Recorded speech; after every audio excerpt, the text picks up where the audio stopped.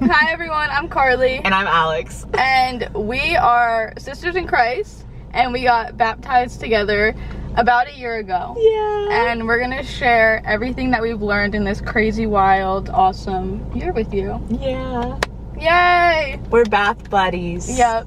We wrote down some things that we wanted to talk about last night, but you've been penning away. So do you want to start with the first one? Oh, sure. Yes. Oh, wait, did you want to talk about baptism, like how we got there, or? Oh, yeah. Okay, we can also do this. No, But I go remember for you it. said No, go for earlier. Okay. Wait, sorry. Hold on. Cut. Are we talking about, like, so this past year, honestly, guys, I didn't think that I was gonna get baptized in my life, and like, Really? yeah. No, neither did I, actually. Yeah, really. Yep. Yeah, like growing up, I didn't go to church or anything, and I like celebrated Christmas, and I was like, oh, waking up early and there's presents, but I wasn't like in the presence of God, you know what I mean? Thank you. And then God scooped me right on out of the grave that I was digging myself, because I just like didn't know that his love and his compassion and his grace and mercy were always there with me. Yeah. And I'm so glad that he was with me the whole time, even if I wasn't paying attention to him. And when I started like talking to him more and just actually like devoting time and energy to a relationship with him, like patterns that used to hold me back just like fell away left and right, and like he is so cool to talk to and live my life for. That's why I decided to get baptized, is because it's an act of gratitude and devotion. Like I'm grateful that he created me and like wants to live life with me and like use me to share his love with other people. Yes. Is really beautiful. I'm great. Oh, sorry. No. Oh, okay. And I'm grateful that he loves me. Like, I couldn't ever chase anything that could be as fulfilling as his love, you know? Absolutely. And so, yeah, I'm grateful for him. And I'm grateful for Jesus' sacrifice on the cross and like helping me to live life again, anew, and authentically who he designed me to be.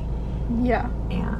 And then as far as devotion, like I get to devote my life to him, and like I want to live for my creator. So I don't want to live for anybody else or anything else. I want to live for God and follow his path. Yeah. Yeah, so that's why I got baptized. So I kind of have a similar story. I never thought I was going to get baptized. I did not grow up in the church at all. And same thing, God just like scooped me up in the midst of me going down the completely wrong path last year and changed my life completely. And not even like, I feel like some people think you come to God and then you pray, and like we talk about like you can't use God as a genie. Like I wasn't like, God, can you give me this and this and this, but like he just changed me from the inside out in a way that was unexplainable and something that I couldn't have ever done in my own strength. And I've always like been into like self-help and growing and all that kind of stuff, but I always hit a dead end. And with him there's like no dead end. Like you continuously find out that you have more to work on. Oh yeah. But he's patient with you in that, and it's so interesting because he sees like all of it, even like the things that we don't see. And he's so patient and so merciful and like takes you at your own pace. And so I was just experiencing things that I never experienced before, and it just became very real to me that Jesus was real and that what he had done for us was so big, and just the aspect of eternity I never thought about. Like I honestly never really thought about like what would happen after that. I was just kind of like la-di-da-di-da, like going through life, and it's like there is life after this, so it's like, and that's only possible through him and accepting him. So I'm just grateful for that, and I'm grateful for what he's doing in my heart in this life as well. And so I was just on fire for God and wanted to get baptized and wanted to share my love and share what he was doing in my life with others. And I met Alex at our church, and I told my pastor I wanted to get baptized. I met with him, talked with him about it, and he was like, Alex is actually also getting baptized that day, and our friendship is just seriously such a godsend because we like everything always overlaps. Like we're always going through the same thing. We have the same like dreams. Like it's been so awesome to do this for the last year with her, and we've both learned so much, and I'm just very, very grateful to have her. So Grateful for you too. and so yeah, I think let's just get into some things that we've learned. Yes. Okay, do you want to start? I want to hear what you've been writing. Sure. All right, so something that God has taught me this past year is like, he is number one priority. Ooh. And yeah, and anytime something starts to replace, like, no one could replace God, obviously, but like anytime that ranking in my head gets askew, like I can sense it. I'm like, I am chasing something and this is not right. And all I want to do, oh, I just broke my pen. Oh well, okay. Yeah, having God as number one priority makes everything else make sense. And he's been teaching me to keep him in that place. Wherever we're going, like, he's number one. Yeah, I agree. That's so true. And when he's not, and when you try and operate in your own strength, or when you put things before him, you just, like, something's off in the spirit. Like, and you're just worried, because then you're like, suddenly you're the provider of your own life and your own peace. So that's a good one. Yeah, I like what you said too. I like what you said too. Oh yeah. And idolatry is like a big thing in the Bible, so like it's, you got to make sure that you cut it. Like I used to idolize like school and grades, like people's acceptance. I used to idolize, I mean, even like relationships and stuff. Idolizing what others would think of me. Idolizing money. That was the thing. Those are some idols that I've kind of like noticed pop up. I think that also kind of goes hand in hand with something that he's taught me with, like, just being content. Yeah. Just being content with, like, God is enough. Like we both talk about how we want to get married and like those kinds of things, but like really knowing within your heart that like God is enough. Or like I used to always like want the next latest trend and stuff like that, and thank God that he gives us, you know, like passions and desires and creativity, and it's not a bad thing to, you know, like want to use those things to glorify him. But I used to always be chasing after like the next trend and that kind of stuff, but just like really being content with what I have, and like being content with him has been something that he's taught me a lot. You summed it up real well. That word content, that's been in my head lately too. The next thing I would say is forgiveness. Bitterness is such a poisonous root that like if you allow it to grow, and I personally was holding on to bitterness. Let's not even like project this onto people. I personally was holding on to bitterness towards people for years, and like I didn't even realize it, and it was affecting how I like viewed my current relationships, and like my reactions to things were very like just bitterness is really bad, really, really bad. And so also, who are we to be bitter when we've been forgiven from like the things that literally break God's heart? So forgiveness is a huge thing, but also in addition to forgiving others, you have to forgive yourself. You have to forgive yourself of the things that you've done. And we were just singing a song before we started this video, and I felt the Lord's like say to me, like, don't dwell on the past, because the enemy is going to try and remind you of your past, to bring you back there, to keep you stuck in that place, to bring you back into the trap of guilt and shame and stuff like that. But you are forgiven already. Like, he forgave you. Every sin, past, present, and future, was paid for on the cross. And so you must forgive yourself, and you must forgive others. And you can use the past to, you know, use it as a testimony and give glory to God. And you can use the past to learn from the past, but don't spend your time dwelling on the past. Don't spend your time beating yourself up over the past, and don't spend your time rooting your identity over things that you've done in the past, and forgive yourself, truly. And I think that those things can, like, forgiveness can only be done through, like, prayer. Like, you need to ask God for the help and the strength to forgive yourself and to forgive others. And I think by forgiving others, one thing that you could do to really soften your heart is just pray for them. Pray blessings over them. Like, pray for them. So. Wow, yeah. Yeah. Not surprised that we have been walking similar paths, because a lot of what you said resonated with me. Yeah. Yeah. I'm getting distracted. Yeah, sorry. There's like people doing, like, work on my apartment or something. I don't really know. Yeah. Okay. Yeah, and in regards to forgiveness, yeah, it really is so freeing. And true, that's a good word. yeah, it's like when you said the part about, like, holding on to bitterness was pouring almost, like, into the relationships that we have and, like, affecting how we treat other people who either haven't even earned our distrust, Yeah. or people that, like, we love and care for. Like, why would I hold on to resentment? Because I think also sometimes that can get skewed, and the devil can try to use it as, like, division. Yeah. Because the devil loves division. Yeah. But when there's unity in, like, the relationships that we have and that we get to steward in this life, it's so beautiful, and we are really stronger together when there's that trust and love and forgiveness. That's good. So, That's good. Okay, next one. all right. Let's see. Ooh, vulnerability. Ooh. Oh my goodness.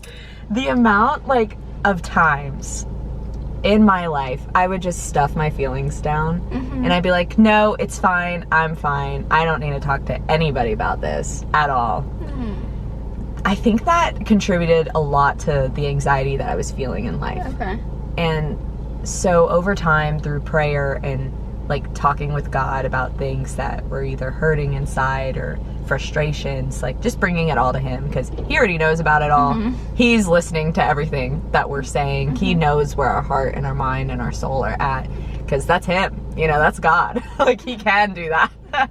And he loves us enough to listen and understand that sometimes we just need to pour it out to him. And it's okay to feel those really uncomfortable emotions, because I think that's where the healing can take place, and God plants a seed and he spreads through you, through your soul. Like, he heals you, and he has healed me anyway, like, and he's taken out these weeds that were holding me back. But I don't think that the weeds would have been pruned if I didn't acknowledge that they were there. And thank you. Well, that was him, actually. Why am I saying thank you? Because he's the one who taught me that. But Yeah. yeah, I can, if I don't acknowledge it and I'm not honest with myself about what I'm feeling, why I'm feeling it, and I had to stop believing the lie that I was crazy for feeling these emotions, because that lie definitely popped in my head a lot and was like, why are you even feeling like this? Like, you've got enough, you're fine. Like, yeah, I am blessed. I am so blessed beyond belief. And I have everything I need because the Lord provides. And at the same time, like, there are feelings that I'm gonna feel, there's stresses that I'm gonna have in this life, and it's okay to talk to God about them, because if I don't, then they're just gonna build up, and then it can just feel so heavy in life. And when I tell you, God has lifted, like, this weight off of my mind and off of my shoulders that I have to, like, pretend to be okay, because I don't. Like, I don't have to pretend to be okay with everything. God really, really taught me about vulnerability this year during the play, like the Christmas play, because I played in a role where, like, I had to kind of, like, cry in front of people. I didn't know that. Yeah. So I was playing the role of a mother who lost their son, like, in a, like, that was, like, part of the story, but it didn't really happen, but it was just like a what if kind of scenario, and we had to show that, like, what if this happened. So the scene was like we were all sitting there around, like, the gravestone, and I just had to, like, cry, and I was so uncomfortable doing that in front of people. But then I was like, you know what, like this is a real feeling that people truly do have, and to to tell this story in a way that I think will reach people, that like I want God to use me, and like being open to being vulnerable, especially like in connecting with that character and like what she was going through, and relying on God for strength during that moment, because I totally didn't like want to look sad in front of anybody. I was like, people are gonna think I'm crazy. Lie. Like, no, that's part of the story, and to really tell the story and reach people, like it's important that we're authentic, you know? Mm-hmm. And God really gave me strength in that moment to be vulnerable and act in that scene and cry. And then also in the play, there was a part of like a song that we were singing, and then I like sang a solo part, but I was so nervous about it because I was like, oh, this is so vulnerable, and like everyone like that's in front of people, and truly guys, like the Lord provided in a way, like he was like, just focus on me and it'll be okay. And he was right. He was right. Yeah. And so I sang to him and all was well, you know, like all the worries, it was like, it's a waste of time and energy, but it does point to something.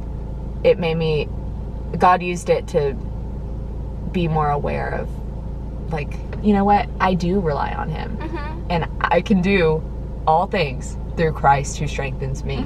And that's who I put my hope and my reliance in. Absolutely. Yeah. That's beautiful. Thank you for sharing. Yeah, thank you. Yeah, that was a really good point. Yeah.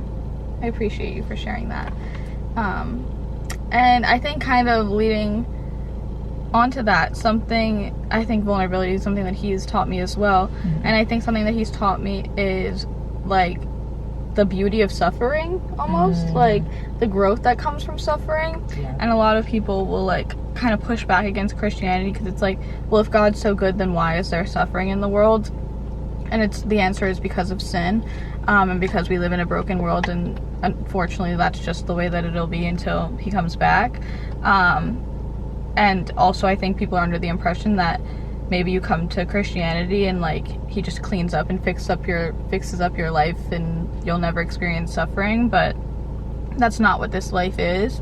And I think that he's really taught me perspective on like the things that I go through, and how to have a perspective that sees that he's like refining me and teaching me and shaping me to be more like him. And so I just view suffering different, and also like you said, like being dependent on him. You're more dependent on him like when you really like can't figure things out and like don't know what to do and are at a dead end. And of course we need to be going to God for all things every day, thanking him, praising him, asking him for help in all things. But it's in those moments where like things are really not going your way that like you really feel his presence more and call out to him and see the growth that he's doing. And I think another thing that he's taught me is that just peace in general is possible, because I never experienced peace, like with like spiritual peace where I was just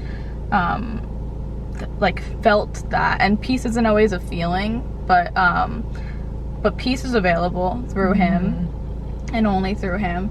And also peace in suffering is available, which is really crazy, because I shared in my testimony video that like I used to have really bad anxiety during COVID times about just like basically like things happening to my family. It just like really piqued my anxiety, and nothing was even happening at all. And right now my dad's going through like a little bit of a health transition. Praise God and thank God that he has been so graceful and so merciful and just so God in this situation the entire time, and has really helped him out. So I'm very grateful for that. But of course that's scary. Like you don't ever want to see like your parent going through anything with their health. But for whatever reason, not for whatever reason, because of God, I've had peace, which like I never thought would be possible. So yeah, but like I had to be vulnerable with him and like feel the emotions of fear and bring that to him and be vulnerable and like share like I'm scared, but I'm just gonna put my trust in you. And like only then did I have peace. So it's like peace is available. And yeah, and I know that so many people are searching for peace, and like they're searching for peace in like things that are not going to give it to them. And I'm not saying that in a way to condemn anybody, but like we were both there. Yeah, we know because we walked it. Yeah, like, we were literally both there. And so like I'm here to tell you, like, you can find peace in him, and he wants to give that to you. Yeah. So like it is such a beautiful gift. So I thank you for sharing. I thank you for sharing that too. Yes. It's such a real fear, and just knowing that no matter what happens in this life, Jesus is literally always with us. All the time. Like God is always here, always watching. And like you said, it's not always a feeling, but it's that trust and that faith, knowing that he's right by our side, like dwelling in us.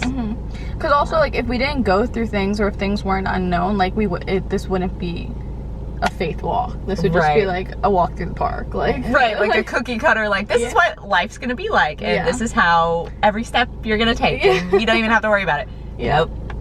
No. He reveals it little by little. He's so cool. Something else, I feel like surrender. Like surrender my control, surrender my plans, surrender my desires, surrender my selfish ambitions, surrender my pride, surrender. And I feel like people like are like iffy with that word because they don't want to give up control. Like it feels much better to, or at least you think it feels much better to be in control, but it's like at this point I don't want to be in control, and I'm not in control. Like control is a false illusion. Like he has always been in control. And like much more can happen. What was that thing I heard one time? It was like God can do more with your surrender than he can with your control. Yeah. So it's like you just gotta release it, dude. Yeah, and kind of that goes back to your vulnerability thing, like trying to control your emotions and like just keep it all together. Like that's so tiring. It is. And like so draining. Like just you can feel and surrender those feelings. Surrender all your feelings. Yeah, that's good. Yeah, I like that one. Oh, I like them all. I love talking to you. Me too. Yeah. So we'll go with that one. That one that you pointed out. So something that God's been teaching me lately is like having fear of God over fear of man. And it's not to be like, oh, I'm so afraid of God, you're gonna spite me or something. Like literally just knowing that I don't have to have fear in this life because God is with me. And knowing like the only thing that really would deserve like that placement of fear would be in God, because he can do anything and he can do all things, but he doesn't call us to like be like afraid and like on the lookout for him, you know, but he calls us to love him and obey him. And like we get to obey a loving father who literally like he loves us so much. And so to get to put my priority in like, well, what does God think about this? And like base your actions around that. Exactly. Yeah. Instead of basing my actions on like what other people think or like what society says I should do, or even like the pressures, just, you know, pressures that have either built up over time of something we took on ourselves, or something we learned from someone else, or something other than God. I love not having, I love when what are the words I'm trying to find? Lord, guide me. Well, I'll share like a personal story. Like, so I sing on the worship team, and well, you know, so like, but there have been like some moments where like insecurity really just hit, and I was like scared of what everyone else was thinking, or like if it sounded good. Like I was trying to do stuff in my own strength, but I found that when I focus on God when I'm singing, like my voice could crack and I feel confident because I'm singing to God. Like I am focused on God. And when I am focused on God, and I'm not always, okay, so I still like struggle with that sometimes, and like but God has made me aware of it. Thank God, because if I wasn't aware of it, then I'd still probably be running into that, like, well, what did they think today of how it sounded? And it's like, no, like, I want to know about, like, what does God think about where my heart posture was as we were singing to him? Yeah. I think that's really good, and it's been so awesome to watch you like continuously, like week after week, like open up and just like worship the way that you want to. I feel like, and even like people in the church notice, like I forgot who said it last week, they were like, I love seeing you up there. Like I really feel like it brings like so much to the church, and I think like the way like that you worship freely like brings God glory, and I think that he really appreciates that. Oh, thank you. I just want to make him happy. Thank you for the encouragement. Yeah. Guys, if your friends who are encouraging you on your walk in Christ, like those are the friends to hold on to so much. Hey guys, I hope you have been enjoying part 1 of this video. Alex and I can yap for literally ever. So we're going to split this video into 2 sections. I think part 2 may be on her channel, as well as I may post it on here next week, but not sure about that yet. But part 2 is coming somewhere, so I will let you guys know about that. I hope that you guys have been enjoying. There's so many more funny moments and Holy Spirit filled moments in the next part, so stay tuned for that and have a blessed day.